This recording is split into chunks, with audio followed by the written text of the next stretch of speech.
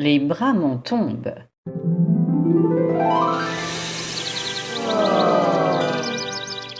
Fées et zombies, nous voici. Salut les petits lus. Je viens de finir un livre de contes. Celui que tu lisais la dernière fois, quand tu m'as expliqué les différents styles? Oui, celui-là même. Lorsque son auteur m'a proposé de le lire, mon sourcil gauche s'est levé. Le titre, la 4e de couverture, m'ont tout de suite intriguée. Et un sourire enchanté a étiré mes lèvres. Pourquoi? Qu'est-ce qu'il avait de spécial? Il est à l'image d'un de mes livres de contes préférés, Les Comptines assassinées de l'auteur et conteur Pierre Dubois. Ce n'est pas un livre où tout est beau et tendre. Non, c'est beaucoup plus que cela. Oui, j'ai vu que tu avais plein de livres de ce style et de lui, dans la bibliothèque des rêves et des cauchemars. Eh oui, chacun sa lubie. Le livre que je viens de finir s'appelle Les contes de zombies. Il est sorti en e-book, en brochet et en édition de luxe le 5 mai dernier. Son auteur s'appelle Anthony Lamacchia. Il est auteur indépendant et âgé de 31 ans. Ce n'est pas son premier livre, puisqu'il a écrit par exemple un livre jeunesse nommé Édouard Sac-d'Os, l'apprenti nécromant. Anthony semble beaucoup apprécier le paranormal, dirons-nous. Un peu comme toi avec tes histoires bizarres. J'adore les histoires bizarres. Mais revenons à ce qui nous intéresse, les contes des zombies.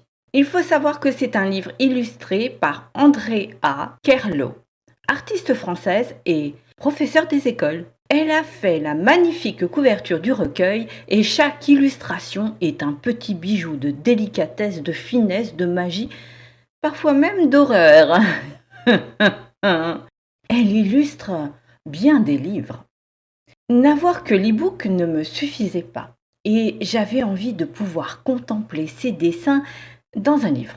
J'ai donc commandé l'édition de luxe pour avoir le recueil dans son plus bel habit. Bon, d'accord, mais il parle de quoi ce livre? Parce que ce n'est pas tous les jours que tu étoffes ta bibliothèque magique. Pardon, oui, tu as raison. Ce livre se compose de 16 nouvelles. À l'image d'une pièce de théâtre, tu as l'acte 1, quand les fées se cachaient.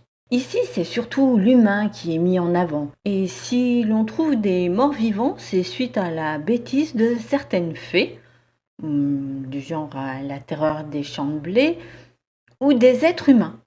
Je ne peux pas trop en dire, sinon je vais spoiler. Bon, ensuite vient l'entracte, avec le conciliabule des fées. Un moment très important, puisqu'il est la transition parfaite vers l'acte 2, après le réveil des morts. Ça fait peur ce titre. Normal, nous passons dans un monde où l'humain doit survivre face à la horde de zombies qui vient de naître. Les fées sont toujours présentes, hein. Certaines vont même aider les vivants. Puis, on finit avec l'outro, les lys bleus. Oh, de belles fleurs au parfum délicat et remplissant notre cœur d'espoir. Pas vraiment en fait, hein. Le titre de ce conte est judicieusement choisi. Oh, pourquoi? Il y a un sens caché? Il ne pouvait pas en être autrement. Ce qui est important, c'est l'association de la fleur et de la couleur. Le lys est l'emblème de la féminité et de l'amour. Cependant, si tu ajoutes la couleur bleue, la signification de cette fleur prend un tout autre visage.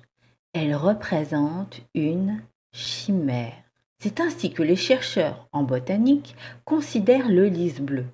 Pas de doute, cela colle parfaitement à ce dernier conte. C'est nul.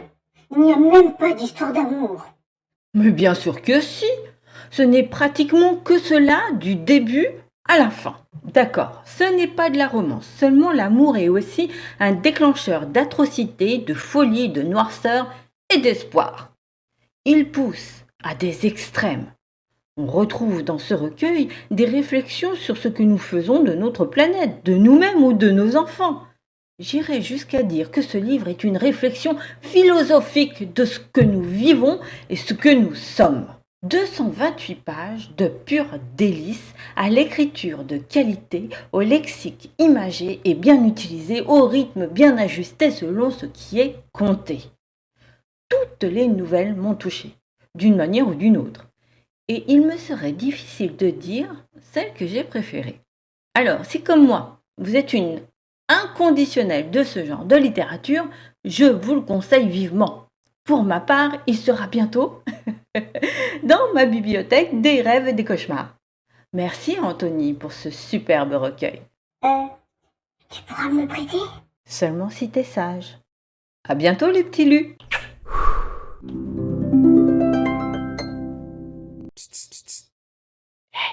N'oubliez pas de vous abonner à ma chaîne, à partager pour que je devienne méga célèbre, riche et tout et tout. Comment ça j'abuse? Bon, ok. Si vous aimez, faites-le savoir.